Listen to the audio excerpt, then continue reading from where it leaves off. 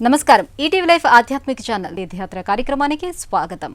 సాక్షాత్తు వైకుంఠవాసుడైన శ్రీమన్నారాయణుడే శ్రీరాముడిగా మానవ రూపంలో భువిపై అవతరించాడు. లోకంలో పెచ్చుమీరిన అసురీ గుణాలను సంహరించడానికి ధర్మస్థాపన కోసం అలవైకుంఠం నుంచి ఇలవైకుంఠానికి విచ్చేశాడు. ఆ పురుషోత్తముడు మన దేశంలో ఆలయాల నగరంగా ప్రసిద్ధి చెందిన భువనేశ్వర పట్టణంలోని ఒక దివ్యధామంలో కొలువుదీరి భక్తకోటి చేత పూజలు అందుకుంటున్నాడు. నేటి తీర్థయాత్రలో భువనేశ్వర్ శ్రీ సీతారామచంద్ర స్వామి వారి ఆలయాన్ని దర్శించి తరిద్దాం రండి.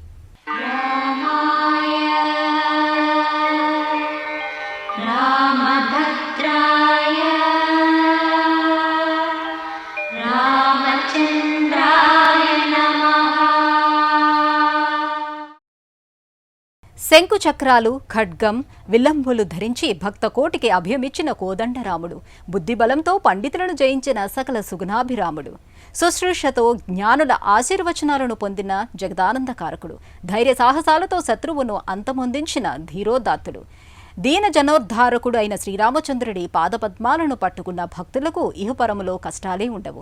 అసలు కాలచక్రము ఎంతవరకు తిరుగుతుందో, భూమండలం ఎంతకాలం ఉంటుందో అంతవరకు జానకీపతే జగదాభిరాముడు. ఒడిశా రాష్ట్రంలోని భువనేశ్వర్లో ఆ దీన దయాళువు కొలువైన శ్రీరామ మందిరాన్ని నేటి తీర్థయాత్రలో నేత్రపర్వంగా చూసి తరిద్దాం రండి.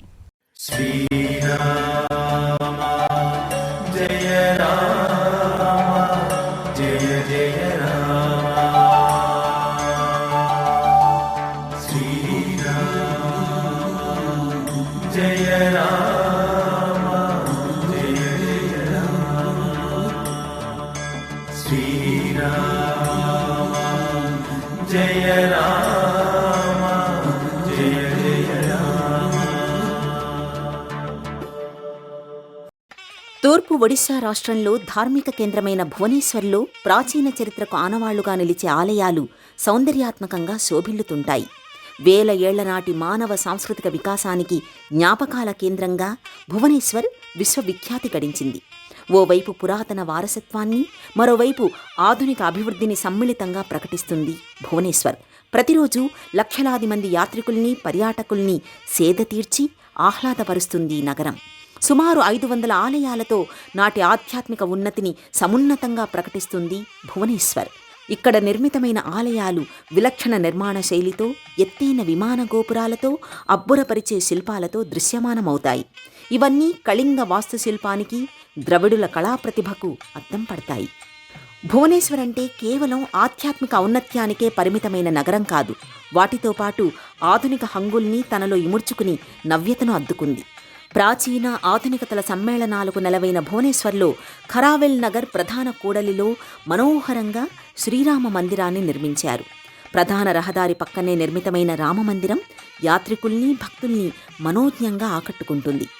ఆలయ ప్రవేశద్వారంపై దశావతారాల ఆకృతులు దర్శనమిస్తాయి. ఆలయ స్వాగత ద్వారానికి ఇరువైపులా గోపురాలతో చిన్న చిన్న మందిరాలు నెలకొని ఉంటాయి.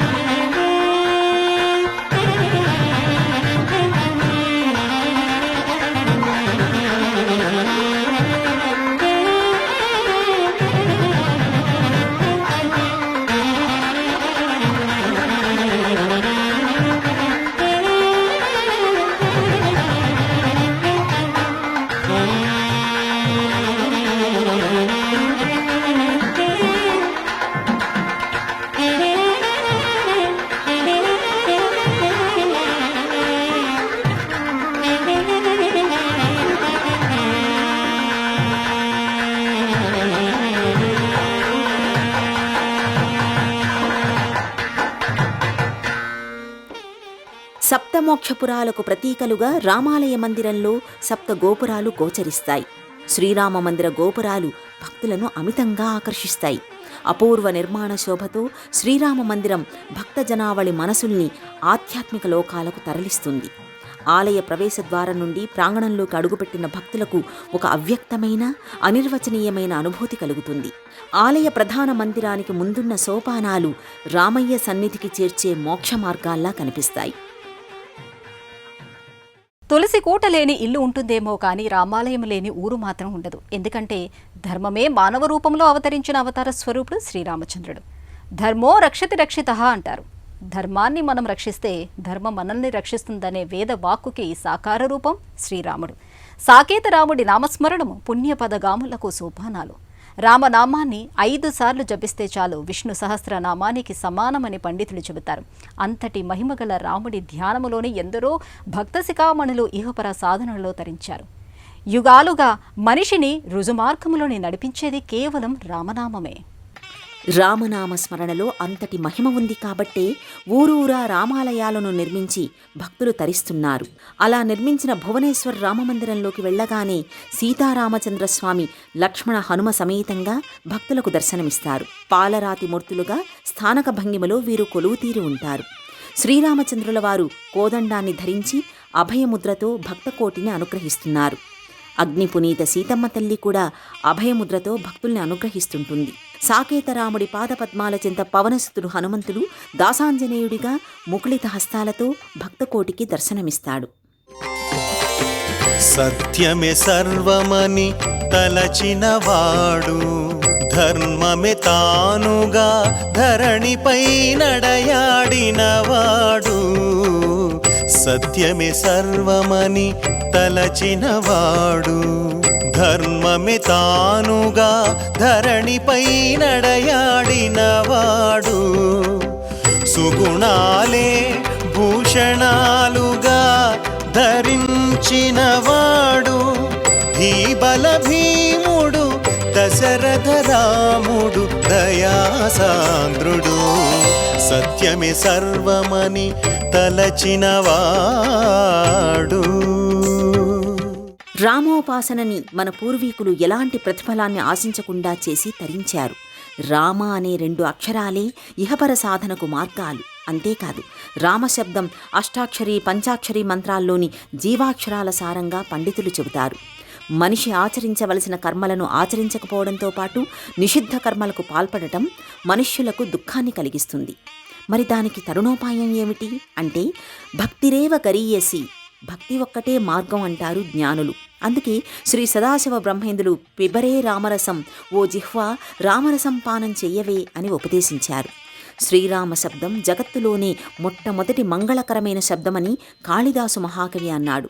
అంతటి మహితాత్మక రామనామాన్ని స్మరిస్తూ భక్తులు గర్భాలయ ముఖమండపంలో ఆసీనులై రామనామాన్ని జపిస్తూ ఉంటారు.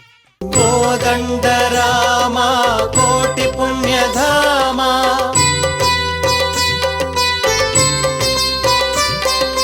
నీలమేఘ శ్యామ నీతి నియమ సోమ,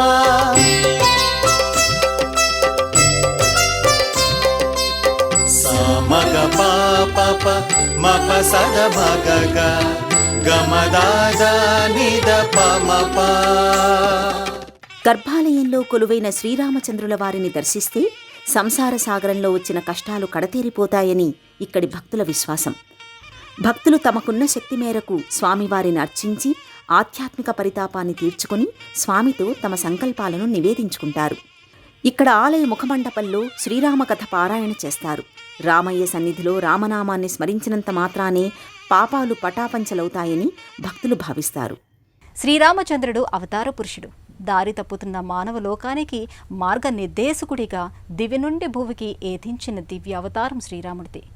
రామయ్య జీవన విధానం గమనిస్తే ఓ సామాన్య మానవునిగా ఎన్నెన్నో కష్టనష్టాలు, అపవాదులు, సుఖ సంతోషాలను అనుభవించాడు. సత్కర్మాచరణతో ధర్మం ఆచరించి చూపాడు. ధర్మవర్తనతో మనుగడ సాగిస్తూ నిత్య సత్య శాశ్వత ఆనంద మోక్ష సిద్ధితో జీవన సాఫల్యం ఎలా చేసుకోవాలో తెలియచెప్పాడు. అదే రామకథ. రామాయణ పారాయణ చేస్తే 7 జీవన సూత్రాలు అవగతమవుతాయి. అవి మానవ కళ్యాణానికి తోడ్పడతాయి. మానవుడు మాధవుడు ఎలా కాగలడో తెలిపేదే రామాయణం. అందుకే ఊరూరున వాడవాడలో ఒక చోటని ఏముంది, గూడు గూడులో ప్రతి గుండెలో కొలువై అందరి ఆరాధ్య దైవమయ్యాడు రామయ్య.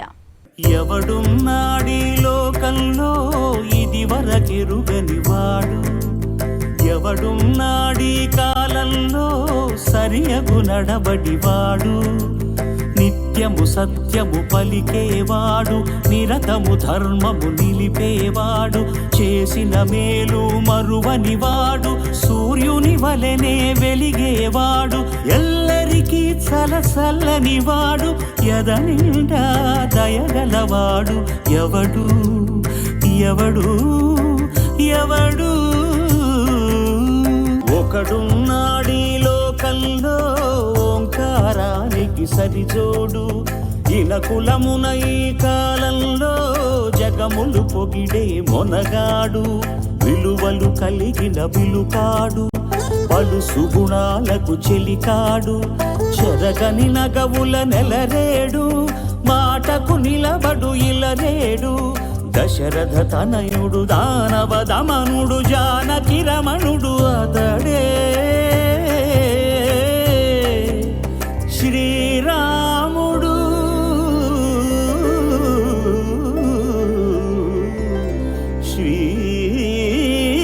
శ్రీరాముడు.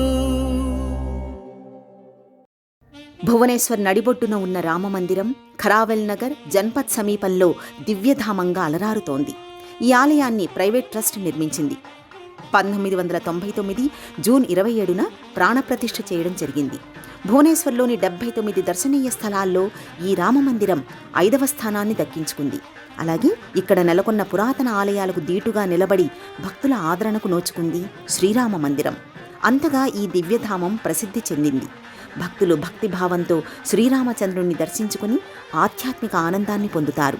సీతారామచంద్రుల వారికి అభిముఖంగా నిలబడి ముకుళిత హస్తాలతో అభిష్టాలను నెరవేర్చాలని ప్రణమిల్లుతారు. జయ జయ రామ సమర విజయ రామ భయహర నిజ భక్త పారీణ రామ జయ జయ రామ సమర విజయ రామ భయహర నిజ భక్త పారీణ రామ జయ జయ రామ సమర విజయ రామ. శ్రీరామ రక్ష సర్వ జగద్రక్ష అన్నది లోకోక్తి. ఇక్కడ నిజంగా భక్తుల దర్శనమాత్రం చేతనే ఇష్టకామ్యాలు తీరతాయని భక్తులు నమ్ముతారు. మనసుని శరీరాన్ని నిర్మలంగా ఉంచినప్పుడే శ్రీరామ సన్నిధిలో భక్తి ప్రపత్తులు రామయ్యకు చేరతాయంటారు. అందుకే నియమనిష్టలతో పారాయణాలు అర్చనలు చేస్తూ తమ సంకల్పాలను రామయ్య తండ్రికి నివేదించుకుంటారు. ఒక్కసారి రామమందిరాన్ని సందర్శించిన భక్తులకు పదే పదే రామయ్యను దర్శించుకోవాలనే ఆధ్యాత్మిక చింతన పరితాపం కలుగుతుందని భావిస్తారు. అందుకే ఆలయం నిత్యం సందడిగా కోలాహలంగా ఆధ్యాత్మిక సందడితో నెలకొంటుంది. శ్రీరామచంద్ర ప్రభుల వారికి 3 సంధ్యల్లో విశేష హారతులు ఇస్తారు. వెన్నతో అభిషేకం చేయించే వారికి సకల దోషాలు నివృత్తి అవుతాయంటారు. అమావాస్య శుక్ల కృష్ణపక్ష నవమి రోజుల్లో వెన్నతో అభిషేకం లేదా అలంకరణ చేసిన వారికి అష్టైశ్వర్యాలు చేకూరుతాయని కొన్ని ప్రాంతాలలో విశ్వసిస్తారు.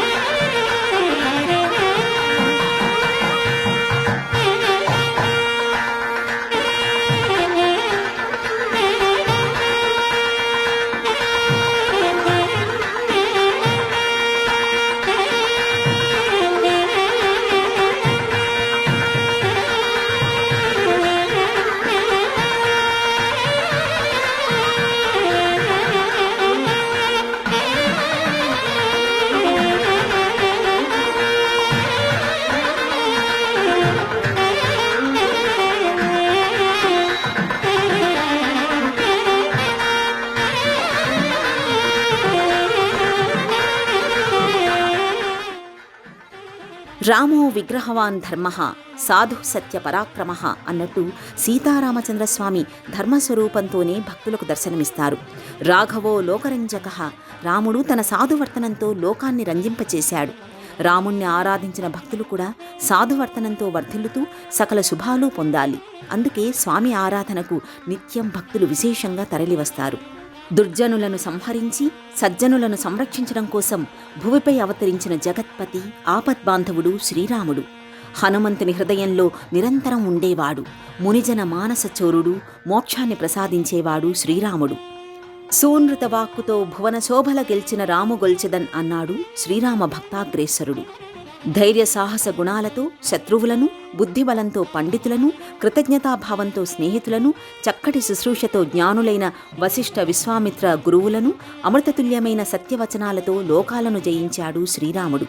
ఈ విధంగా లోకాలను, లోకులను కూడా జయించిన శ్రీరాముణ్ణి సేవించడానికి భక్తులు ఉద్యుక్తులవుతారు. శ్రీరాముడు చూపిన మార్గంలో జీవించడానికి రామభక్తులు అనునిత్యం పరితపిస్తారు.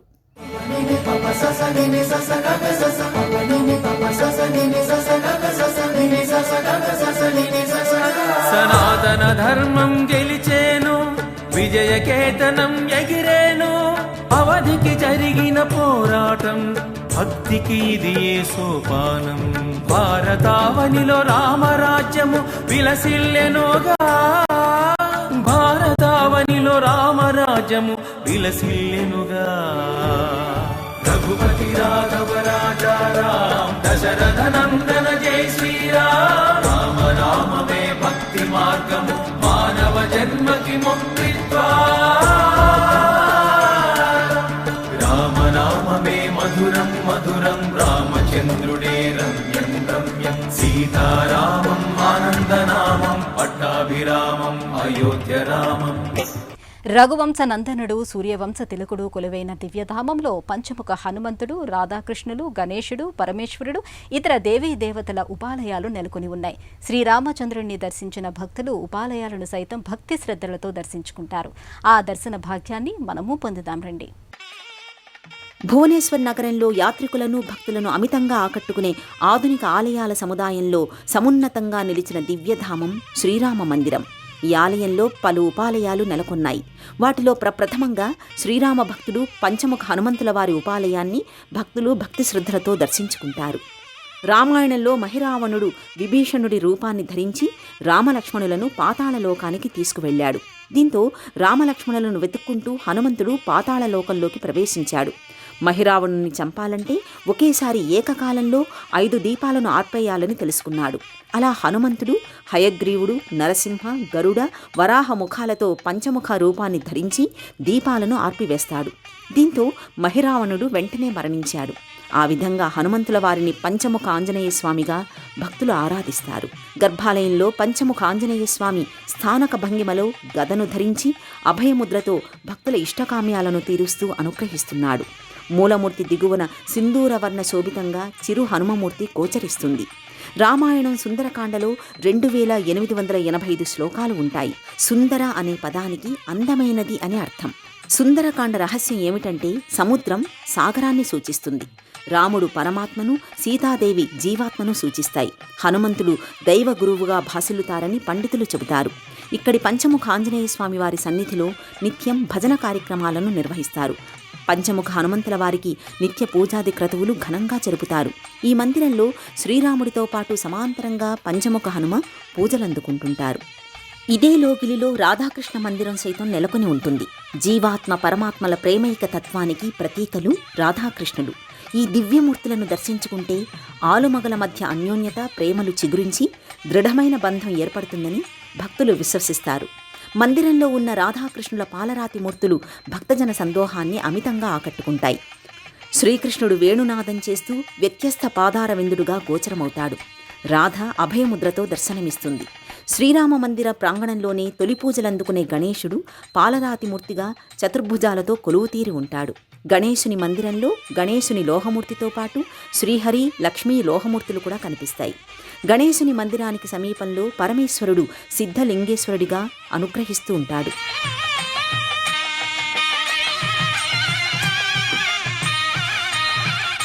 ప్రధాన ఆలయానికి మరోవైపు రాణి సతీదాది సమాధి ఇక్కడ నెలకొని ఉంది.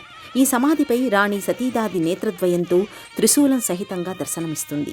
అభిమన్యుడి భార్య ఉత్తర జన్మజన్మల పరంపరలో రాజస్థాన్లో రాణి సతీదాదిగా జన్మించినట్టుగా చెబుతారు. దశాబ్దాల కింద నిర్మించిన రామమందిరమే అయినా ప్రాచీన క్షేత్రాలంతటి ఆదరణ దక్కింది ఈ రామమందిరానికి. అందుకే రామమందిరం నిత్యం భక్తుల సందడితో ఆధ్యాత్మిక వాతావరణం నెలకొని ఉంటుంది. ఈ దివ్యధామంలో ఏడాది పొడవునా పలు ఉత్సవాలను అంగరంగ వైభవంగా నిర్వహిస్తారు. భువనేశ్వర్లోని శ్రీ రామమందిరాన్ని ఎలా చేరుకోవాలి, ఆలయ దర్శన విశేషాలను ఇప్పుడు చూద్దాం. శ్రీరామనవమి ఉత్సవాలను ఇక్కడ వైభవోపేతంగా నిర్వహిస్తారు. సీతారాముల కళ్యాణానికి భక్తులు తండోపతండాలుగా తరలివస్తారు. ఆధ్యాత్మిక చింతన, పూజాది క్రతువులతో ఆలయం మరింత పునీతమైన ప్రదేశంగా విరాజిల్లుతుంది.